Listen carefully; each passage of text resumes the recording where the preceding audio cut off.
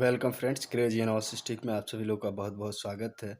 हम लोग प्रतिशत से संबंधित क्वेश्चन को देख रहे थे। चलिए देखते हैं क्वेश्चन क्या कह रहा है। एक भिन्न के अंश में 220% की वृद्धि कर दी जाए तथा उसके हर में 150% वृद्धि करने पर परिणामी भिन्न 4/5 हो जाता है। मूल भिन्न क्या है? मानते हैं x/y है।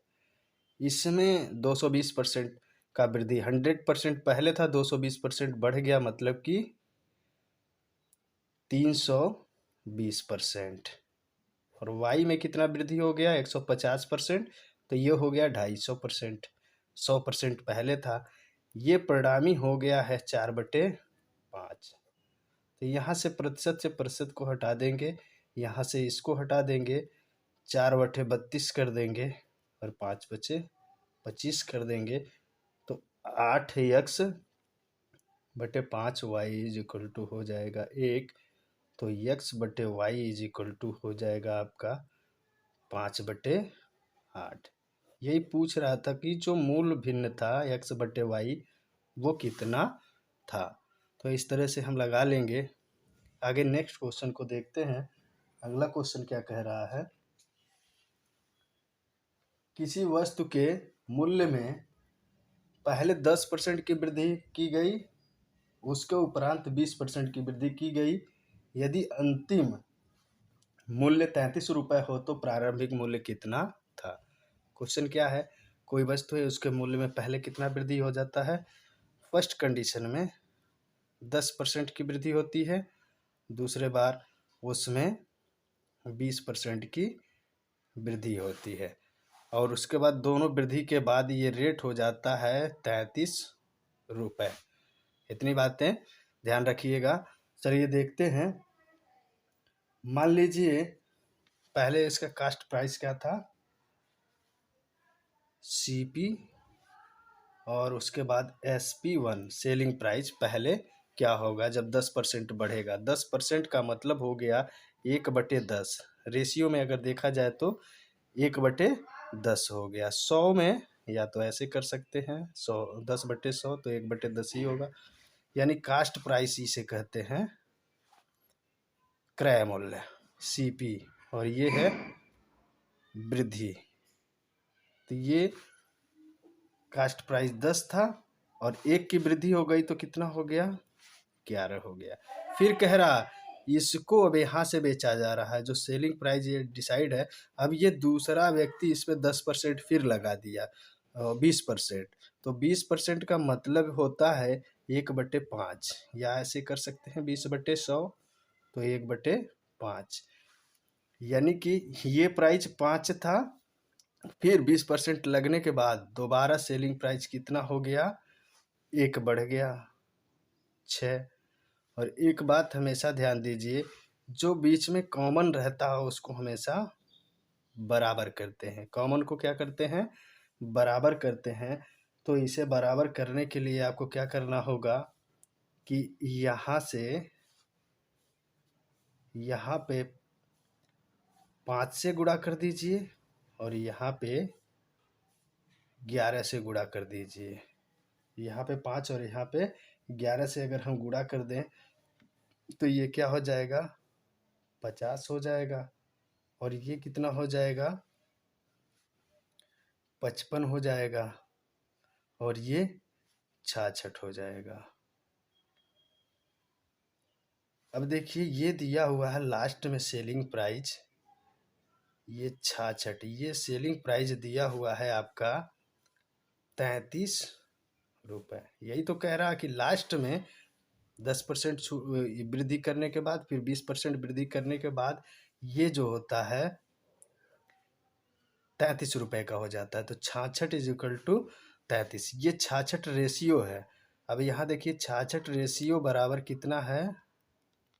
33 रुपया।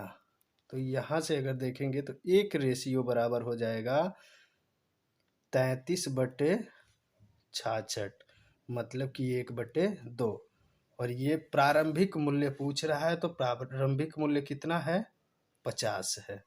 तो अगर प्रारंभिक मूल्य 50 रेशियो है, 50 रेशियो, तो जब 50 रेशियो है CP 50 रेशियो, अब यहाँ से एक रेशियो की वैल्यू कितनी है 1/2, यहाँ से काट दीजिए तो 25 रुपये। ये इसका आंसर हो गया, कितना हो गया 25 रुपये। तो प्रारंभिक मूल्य कितना था 25 रुपये। अगला क्वेश्चन कह रहा है 1 से 70 तक कितनी प्रतिशत संख्याओं के वर्ग के अंत में एक आता है। 1 से 70 तक के कितनी प्रतिशत संख्याओं के वर्ग के अंत में एक आता है। कितनी संख्याएं 1 से लेकर के 70 तक, ऐसी कितनी संख्याओं का वर्ग है जिनके अंत में एक आता है। तो देखिए इस तरह के क्वेश्चन में 1 से 70 तक जितनी भी संख्याएं हैं उनके अंत में अगर एक हो या फिर 9, 1 का वर्ग करें या 9 का वर्ग करें, जिन संख्याओं के लास्ट में 1 और 9 होगा उनका वर्ग क्या होगा, हमेशा लास्ट में 1 आएगा। अंत में कितना आएगा, अंत में 1 आएगा। तो ऐसी कितनी संख्याएं हैं जिनके लास्ट में 1 है या फिर 9 है। तो अगर देखा जाए तो 1 वाली संख्या देख ली जाए तो 1 होगा, 11 होगा, फिर 2 3 4 5 6 ऐसे कर लीजिए, या फिर आप यहाँ से 21 हो जाएगा, 31 हो जाएगा, 41 हो जाएगा, 51 हो जाएगा, 61 हो जाएगा, 71 तो नहीं हो सकता क्योंकि 1 से लेकर के 70 तक। तो ये कितनी संख्या हो गई 7। ऐसे 9 वाली संख्या देख ली जाए तो पहला तो 9 ही हो जाएगा, फिर 1 2 3 करके आप करेंगे तो ये भी 7 संख्याएं होंगी। ऐसी कितनी संख्याएं हो गई जिनका वर्ग करने पर अंत में 1 आएगा। तो ऐसी 14 संख्याएं हो गई। तो ये 14 संख्या पूछ रहा है कि पूरी संख्याओं का कितना प्रतिशत है। तो हम देखेंगे तो पूरी संख्या का प्रतिशत 14 संख्याओं का प्रतिशत अगर हम देखें तो ये 14 पूरी संख्याएं हैं जिनके लास्ट में 1 या 9 है और जिनका वर्ग के अंत में लास्ट में 1 आएगा, बटे पूरी 70 संख्याएं हैं 100। ये प्रतिशत हो गया आपका 14 पाँचे 70। अगर यहाँ से देखें तो 20, मतलब 20% संख्याएं हैं जिनके वर्ग के अंत में 1 आएगा। कितनी परसेंट है 20%। यही क्वेश्चन कह रहा था कि 1 से लेकर 70 तक कितनी ऐसी संख्याएं हैं जिनका वर्ग करने पर उनके अंत में 1 आएगा। तो ऐसी पहला तो ये डिसाइड करिए कि 1 और 9 ऐसी संख्या होंगी जिनका वर्ग अगर हम करें तो लास्ट में 1 आएगा, क्योंकि देखिए 9 का वर्ग करें तो 81 होगा, अंत में 1। आगे नेक्स्ट क्वेश्चन को हम लोग देखेंगे। अगला क्वेश्चन कह रहा है किसी जनपद की जनसंख्या 8500 है। फिर कह रहा है इसमें प्रथम वर्ष में 20% की वृद्धि हुई तथा द्वितीय वर्ष में 25% की वृद्धि हुई। 2 वर्ष बाद उसकी जनसंख्या क्या होगी। 2 वर्ष बाद उसकी जनसंख्या क्या होगी। तो चलिए देख लेते हैं। पहले क्या कह रहा है कि 20% और 25% की वृद्धि हुई। तो ये सक्सेसिव केस है 20% और 25%। तो हम ऑल ओवर देखें तो कितना परसेंट हो जाएगा। पहले 20% का हुआ वृद्धि, फिर 25% का वृद्धि हुआ, कितना 25%। तो ओवरऑल अगर वृद्धि देखा जाए तो ओवरऑल वृद्धि के लिए सक्सेसिव केस में क्या होता है, फार्मूला है a + b + a × b/100। तो यहाँ से अगर हम लोग निकालें तो ये आ जाएगा आपका 20%, 25% प्लस 20 × 25/100। तो ये हो जाएगा 4 और 5, मतलब कि 50%।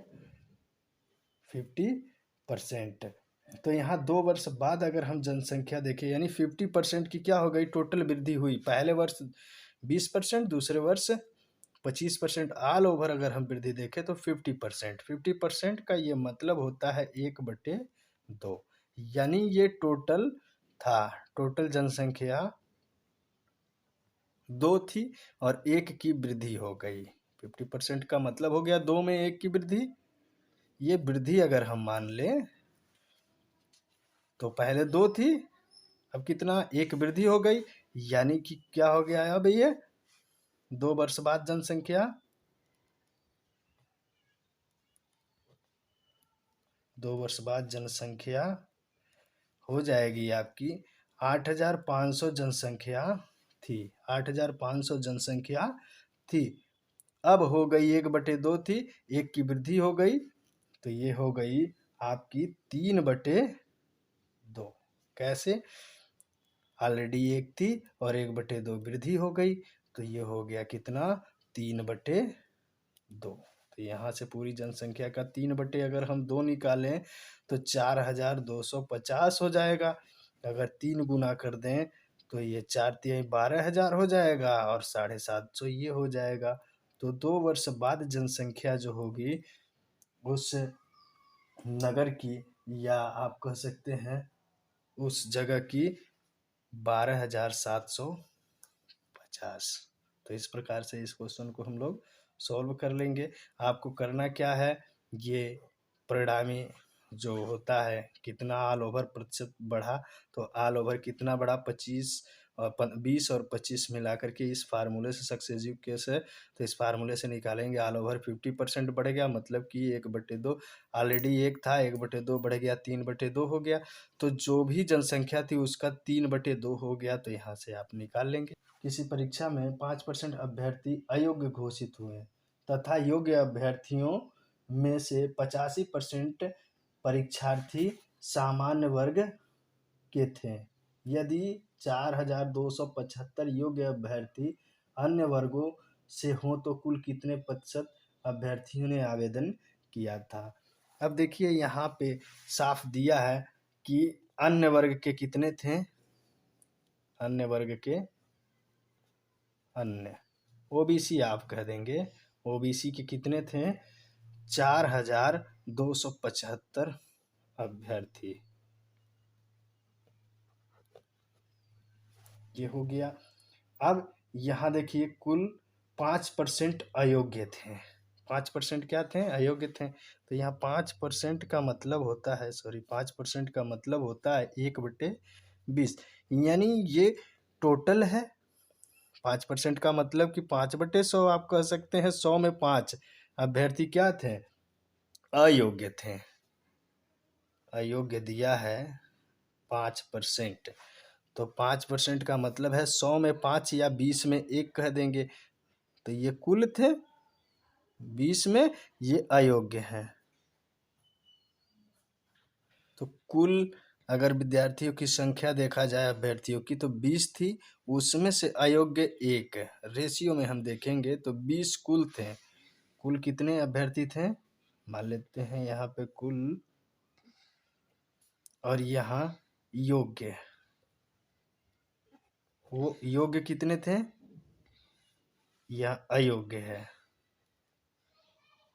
20 में से 1 अयोग्य निकल गया तो 19 योग्य अभ्यर्थी थे।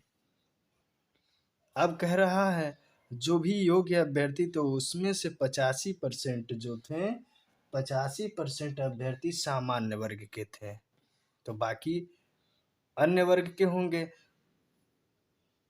सामान्य और अन्य। जो भी विद्यार्थी थे उसमें से 85% सामान्य वर्ग के थे। दूसरा कंडीशन, ये फर्स्ट कंडीशन था और ये दूसरा कंडीशन सामान्य वर्ग के। तो 85% का मतलब होता है 3/20, ये 15% का मतलब होता है 3/20, और 85% का मतलब हो गया, 1/5 होता है 20%, और 5% का मतलब 1/20 होता है। 85% का मतलब 17, 85, तो 17/20। ये जो भी अन्य योग्य अभ्यर्थी हैं, योग्य में से ये 85% क्या हैं, सामान्य हैं। 85% क्या है, सामान्य है। तो अन्य वर्ग के कितने होंगे, अगर देखा जाए तो योग्य कितने हैं 20 और सामान्य 20 में से कितने हैं 17, तो अन्य कितने होंगे 30। यहाँ से अगर देखा जाए तो रेशियो हम निकाल लेंगे, तो जो भी मिडिल में आता है उसको क्या करते हैं, बराबर करते हैं। तो यहाँ 20 से मल्टीप्लाई कर दीजिए, इस पूरे में 19 से मल्टीप्लाई कर दीजिए। और हमको क्या बताना है कि कुल कितने अभ्यर्थी आवेदन में थे, कुल कितने अभ्यर्थी आवेदन में थे। तो रेशियो हम निकाल लेते हैं। अगर इसका देखा जाए तो कुल का रेशियो हो जाएगा, कुल अभ्यर्थियों की संख्या 20 गुणे 20, यही हमको निकालना है, इतना रेशियो थे। और यहाँ पे दिया है अन्य वर्ग के अभ्यर्थी यानी ओबीसी का दिया है 4275 अभ्यर्थी, और अन्य वर्ग के कितने लोग हैं 3 गुणे 19 अभ्यर्थी, इतने रेशियो हैं, रेशियो। और ये बराबर दिया है 4275। तो एक रेशियो बराबर क्या हो जाएगा, एक रेशियो बराबर 4275 बटे 3 गुणे 19। तो हम लोग काट लेते हैं। पहले 3 से अगर हम काटें तो ये हो जाएगा 3 एक का नम 3, 3 चौक 12, 3 दूना 6, 3 पाँचे 15। और अगर हम 19 से काटें तो 19 से काटेंगे तो आ जाएगा 7 5, मतलब कि 75 लोग या अभ्यर्थी आप कह सकते हैं, अभ्यर्थी। तो एक रेशियो बराबर कितना आ गया आपका, एक रेशियो बराबर 75 अभ्यर्थी, कितने 75 अभ्यर्थी। तो यहाँ पे कुल अभ्यर्थियों की संख्या हमको निकालनी है, तो कितना रेशियो है 400 रेशियो। और एक रेशियो बराबर कितना होता है 75, ये होगा आपका 75 चौके 300। ये आपका हो गया कि टोटल अभ्यर्थियों की संख्या कितनी हो गई, कुल अभ्यर्थियों की संख्या हो गई 30,000 अभ्यर्थी उस परीक्षा में पार्टिसिपेट किए थे, 30,000 अभ्यर्थी। तो इस प्रकार से इस क्वेश्चन को लगा लेंगे। आशा है आप लोगों को समझ में आया होगा। आगे नेक्स्ट वीडियो में मिलेंगे, तब तक के लिए धन्यवाद। अगर चैनल पे पहली दफ़ा है तो आप चैनल को सब्सक्राइब कर दें, वीडियो को लाइक शेयर कमेंट ज़रूर कर दें।